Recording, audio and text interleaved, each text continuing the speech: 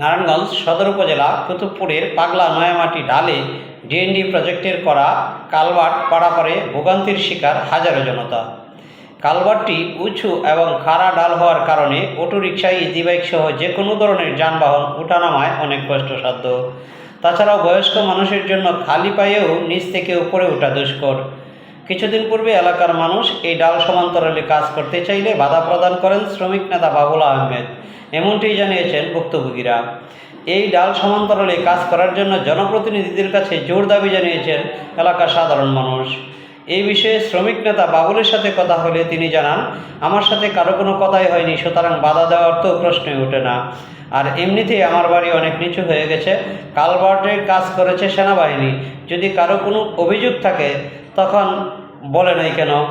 রাস্তার জন্য জায়গা আমি ছেড়েছি, আর কেউ তো ছাড়েনি। কাজ করতে হলে জনপ্রতিনিধিরা করবে, আর কেউ ক্ষমতা রাখে না।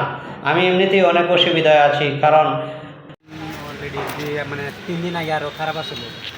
আমি গাড়ি উড়াইতে নিয়ে বসছি, একজন মহিলা আসলো, তারপর নামছে, নামার পরে আমি শুধু গাড়ি উড়াইতে নিয়েছি, কিন্তু গাড়ি উঠে নাই। তারপর আমি গাড়িতে নামছি, আমি পিক আপ ধরছি, তারপরে গাড়ি অনেক কষ্ট উঠছি।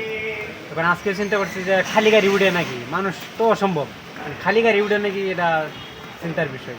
তখন যদি না উঠে দিলে আমার গাড়ি থেকে নাম লাগবো আর কি, এছাড়া কিছু করবো না।